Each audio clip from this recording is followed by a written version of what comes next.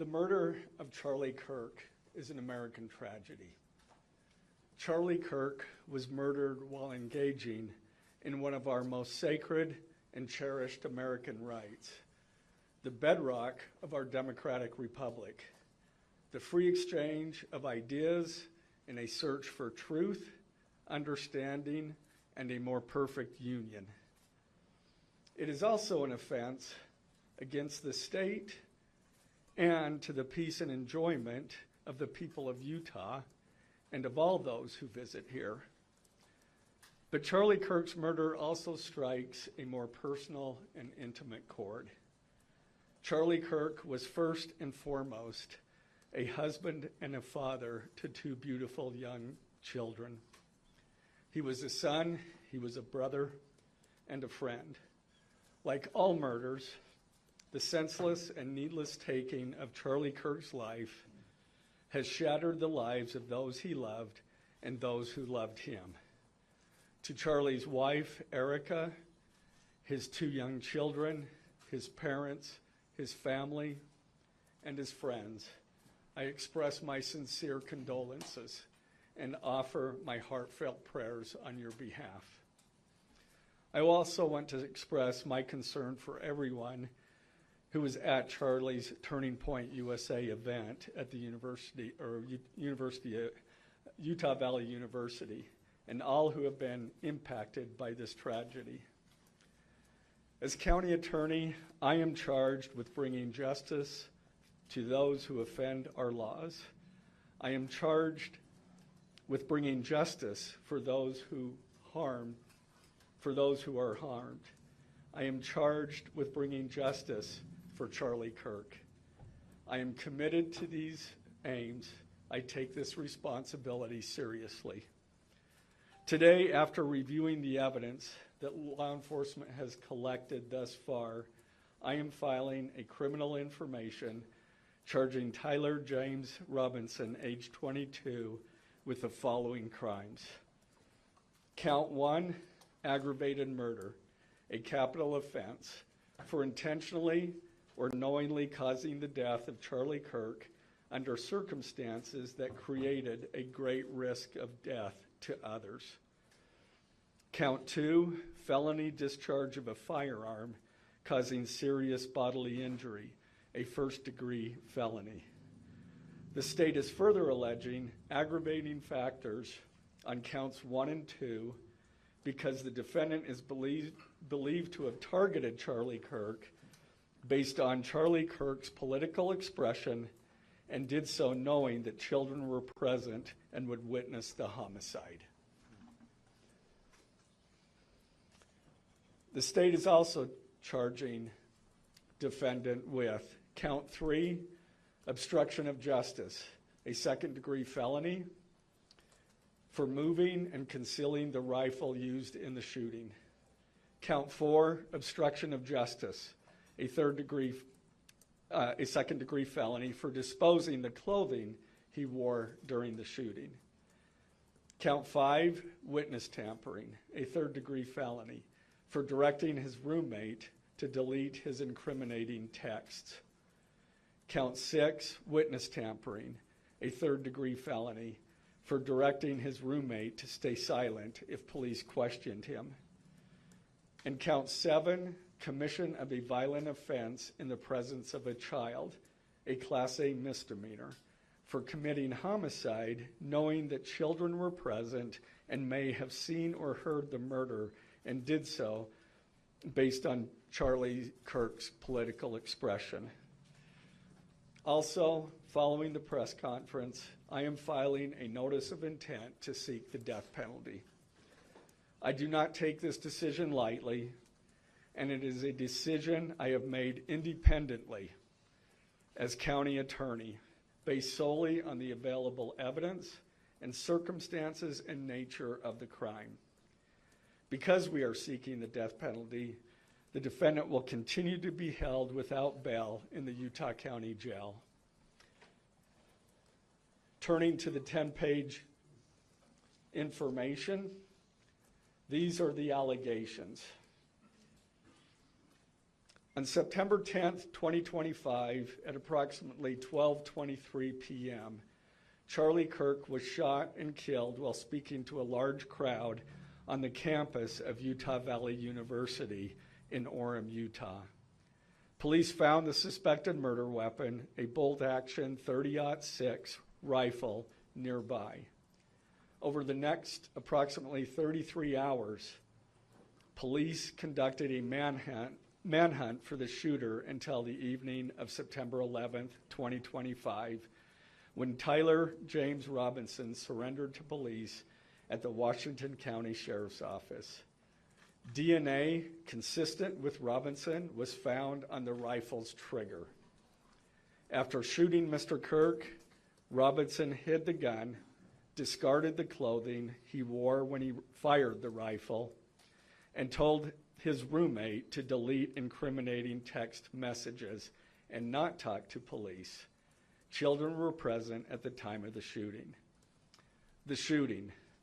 Turning Point USA, a nonprofit organization founded in 2012 by Charlie Kirk, organized a public outdoor event to be held at noon on September 10th, 2025 at UVU. The event was the first in a series of similar events to be held at college campuses nationwide. Mr. Kirk is a well-known conservative activist, famous for these type of events, where he discusses various political issues and debates with audience members. His events and comments have garnered a significant number of supporters and drawn the ire of many who disagree with his political views. The event at UVU was announced far in advance and garnered significant publicity and interest. Consequently, several hundred people attended. Mr. Kirk was interacting with a crowd before the event officially got underway. Then, at approximately noon, Mr. Kirk seated himself under a portable canopy behind a table and microphone. He began speaking to the crowd and fielding questions from attendees, a format Mr. Kirk commonly used at his events. Mr. Kirk allowed his questioners to approach a microphone positioned directly in front of him. Mr. Kirk's team members were very close to him on his right and left, as well as some behind his canopy and others at various close locations near him. The large crowd surrounded Mr. Kirk on three sides. Temporary metal fencing separated attendees from Mr. Kirk by only a matter of feet. Directly above and behind Mr. Kirk was the UVU Hall of Flags, an indoor walkway spanning several hundred feet with floor-to-ceiling glass windows which overlooked the plaza where Mr. Kirk was seated. People were in the walkway at the time of the shooting. Approximately 15 minutes into the event, Mr. Kirk was answering a question about mass shootings by transgender individuals when a gunshot rang out. The bullet struck Mr. Kirk in the neck. He slumped to the ground almost immediately. The bullet's trajectory passed closely to several other individuals beside Mr. Kirk, including the questioner who was standing directly in front of Mr. Kirk. Children were visible near Mr. Kirk's stage when he was shot. Mr. Kirk was rushed to a nearby hospital where he was declared deceased. The medical examiner's report is still pending. So UVU surveillance. So at the moment of the shot, a UVU police officer was watching the crowd from an elevated vantage point. As soon as he heard the shot, he began to scan the area for threats. Believing the shot came from a rifle because of its sound, he looked for potential sniper positions. He noted a roof area approximately 160 yards away from Mr.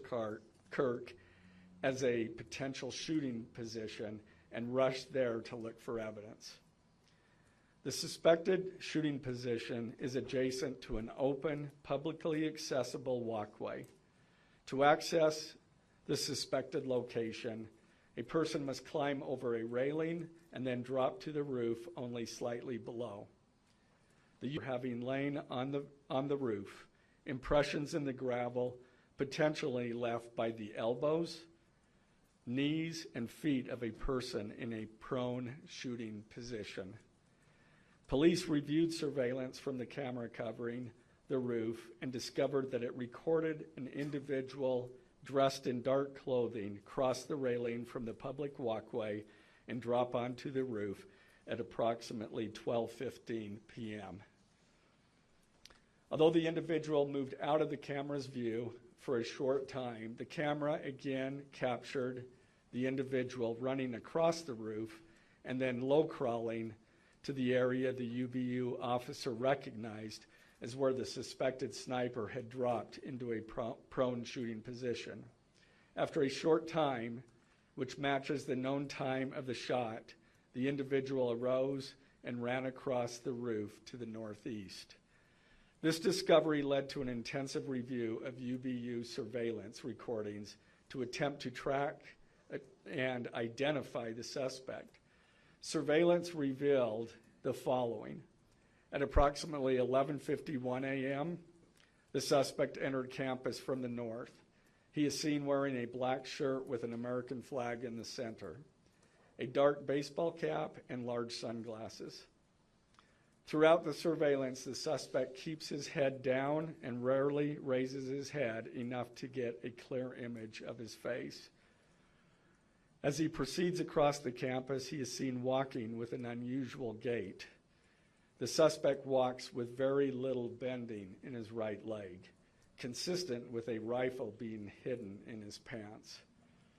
This unusual gait continues until the suspect is seen crossing the railway off the open walkway and onto the roof, where he leaves the camera's view. A camera later captures the suspect as he runs across the roof to the suspected shooting position.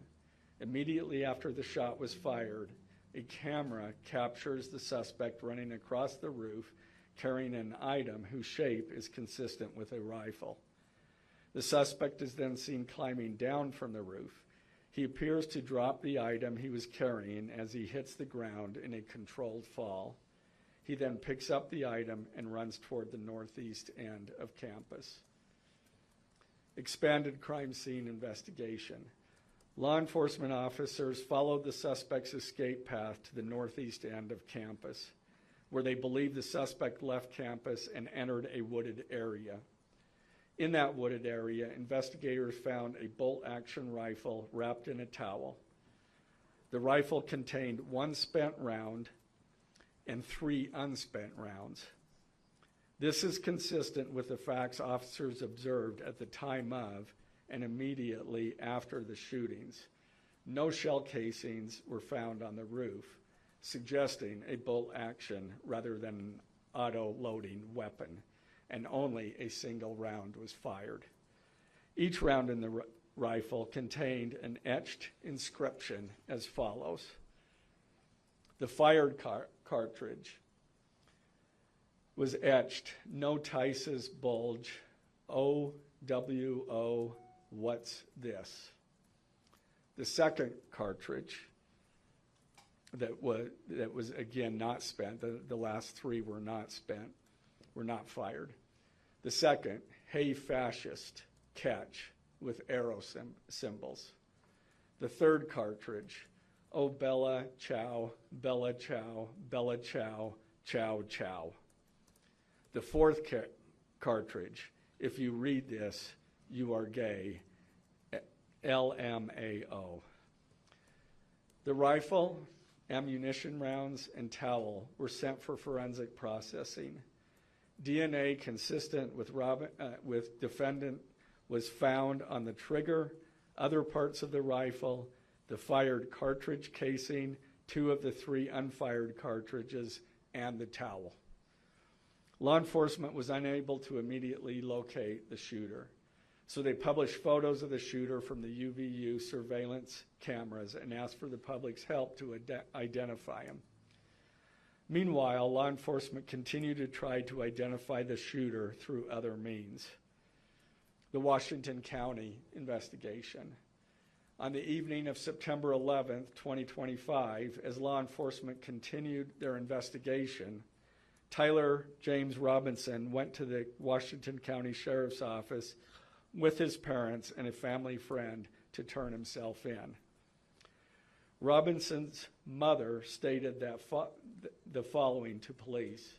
On September 11th, 2025, the day after the shooting, Robinson's mother saw the photo of the shooter in the news and thought the shooter looked like her son.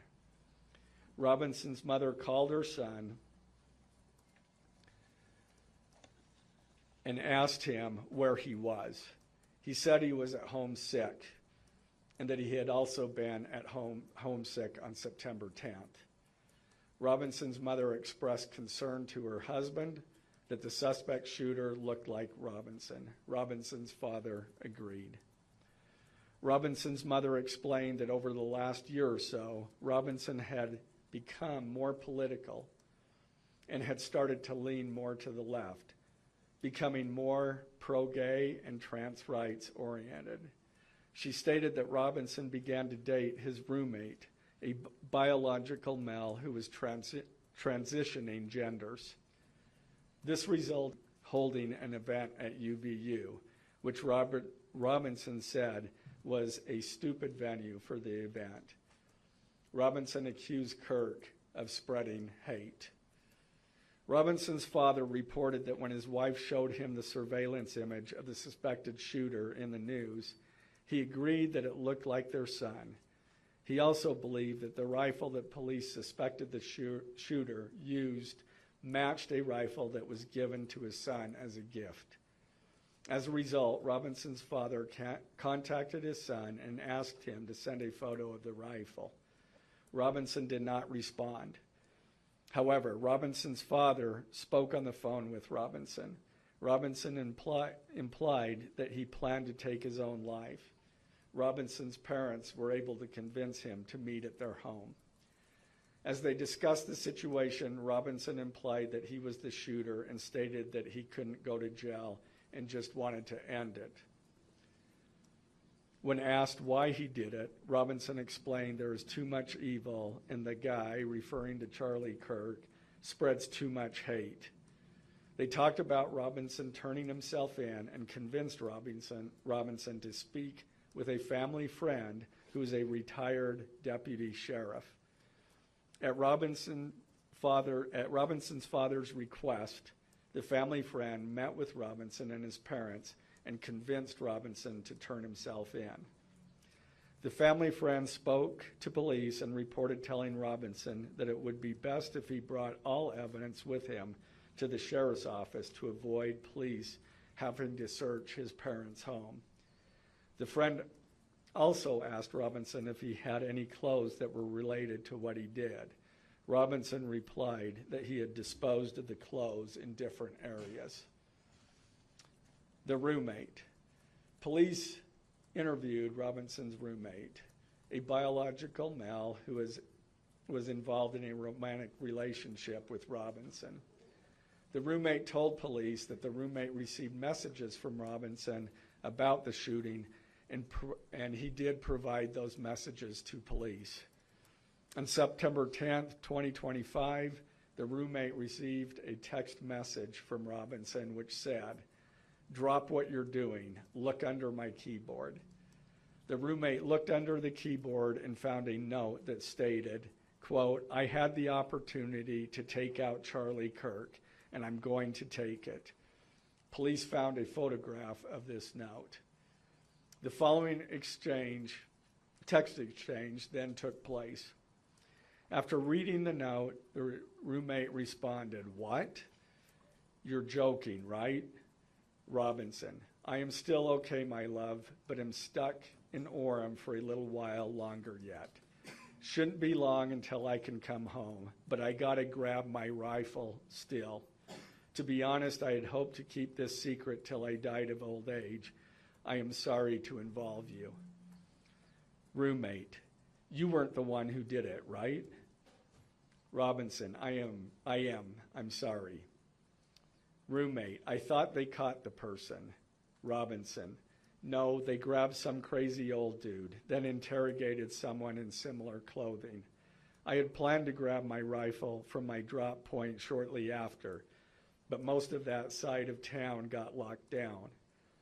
It's quiet, almost enough to get out, but there's one vehicle lingering. Roommate, why? Robinson, why did I do it? Roommate, yeah. Robinson, I had enough of his hatred. Some hate can't be negotiated out. If I am able to grab my rifle unseen, I will have left no evidence. Going to attempt to retrieve it again. Hopefully they have moved on. I haven't seen anything about them finding it. Roommate, how long have you been planning this? Robinson, a bit over a week, I believe. I can get close to it, but there is a squad car parked right by it. I think they already swept that spot, but I don't want to chance it. Robinson again, I'm wishing I had circled back and grabbed it as soon as I got to my vehicle. I'm worried what my old man would do if I didn't bring back Grandpa's rifle. IDEK if it's had a serial number, but it wouldn't trace to me. I worry about prints. I had to leave it in a bush where I changed outfits. Didn't have the ability or time to bring it with. I might have to abandon it and hope they don't find prints. How the F will I explain losing it to my old man? Only thing I left was the rifle wrapped in a towel. Remember how I was engraving bullets? The F in messages are mostly a big meme. If I see notice bulge UWU on Fox News, I might have a stroke all right. I'm going to have to leave it. That really effing sucks. Judging from today, I'd say Grandpa's gun does just fine, IDK. I think that was a $2K dollar scope. Wink, wink. Robinson again. Delete this exchange. Again, Robinson. My dad wants photos of the rifle. He says Grandpa wants to know who has what. The feds released a photo of the rifle, and it is very unique. He's calling me, RN. Not answering. Robinson. Since Trump got into office, my dad has been pretty diehard MAGA. Robinson, I'm going to turn myself in willingly. One of my neighbors here is a deputy for the sheriff. Again, you are all I worry about, love. That came from Robinson. Roommate, I'm much more worried about you. Robinson, don't talk to the media, please. Don't take any interviews or make any comments. If any police ask you questions, ask for a lawyer and stay silent. The search for Robinson's residence. Police executed a search warrant on Robinson's residence. During that search, police discovered a shell casing with etchings like the etchings found on the shells in the rifle near UVU. Police also found several target boards with bullet holes in Robinson's home. Now, as I stated in the beginning when I read those allegations, these are allegations. And like the evidence set forth in this statement, those allegations, what you've heard from the media, even from state and federal officials, has not been tested in the crucible of a jury trial. I understand the public's desire to know the facts. My own family members have pressed me for information. Why are we reluctant to share the details of the investigation itself and comment on the case? Because I want to ensure a fair and impartial trial. I became a prosecutor because of my love for the ideals of this great country and the principles embedded in our Constitution. The free exchange of ideas and opinions is critical to this great American experiment, but so too are the protections afforded to the accused found in the Fifth and Sixth Amendments. The right against self-incrimination, the right to a speedy and public trial, the right to the effective assistance of counsel, the right to confront one's accusers, and the right to compel the attendance of witnesses. And perhaps most importantly, under our Constitution, the accused is presumed innocent until we, the state, prove to an impartial jury of defendant's peers his guilt beyond a reasonable doubt. That jury cannot rely on our allegations, on what they hear in the news, or on what they hear from a public official. The jury is the sole trier of fact, and they will ultimately determine those facts based on evidence a trial judge has determined is admissible. Again, as prosecutors, we bear the burden to prove guilt beyond a reasonable doubt. But make no mistake, we welcome this burden. I'd like to now introduce my trial team who will be charged with prosecuting the case. This is a veteran and expert team of some of the state's best trial attorneys. Chad Grunander, who is one of my two chief deputies, Ryan McBride and David Sturgill on the far right there. And those two were very much involved in preparing search warrants, did a phenomenal job, worked day and night to see that accomplished well after he was, Robinson was taken into custody. Also, Lauren Hunt, she is one of our special victims prosecutors, and Chris Ballard, my second chief deputy, who will be handling motions. I'm going to explain just the procedural steps. We're not a grand jury. We don't have a grand jury system like the federal courts do. It's a preliminary hearing system. So the arrest and filing of the criminal information are merely the first steps in the criminal justice process. Today at 3 p.m., the defendant will appear before a judge in the Utah 4th District Court for his first appearance to be informed of these charges and to ensure that he has an attorney to represent him. The hearing will be brief. The judge will conduct that first appearance virtually via WebEx. This is not unusual. In the 4th District, all felony first appearances for defendants who are in custody are held virtually.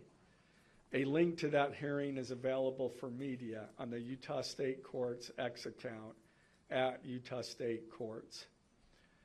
Now, following defendant's first appearance, he will be entitled to a preliminary hearing. At that hearing, the state will be required to show probable cause that defendant committed the crimes. The purpose of the preliminary hearing is not to determine guilt, but simply to assure the court that the prosecution has enough evidence to proceed to trial.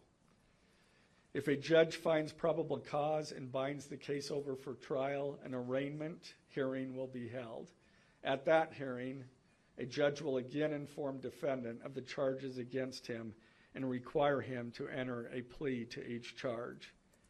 The next step following the arraignment is an opportunity for the parties to file any relevant motions and then ultimately the trial itself.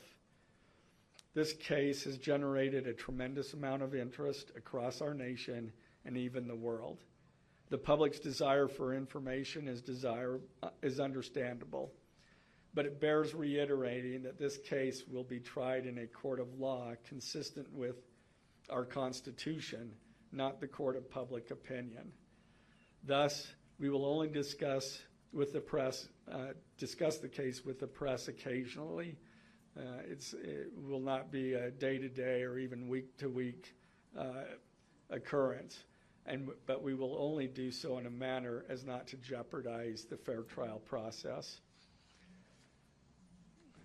Before I conclude, I want to express my appreciation for the tireless work of our local, state, and federal law enforcement officers. They have an extremely difficult, dangerous, and often thankless job. I'm proud to acknowledge the exceptional work they do every day, and particularly their work on this case. It was truly a marvel to witness. Their skilled work and dedication have brought us to this point.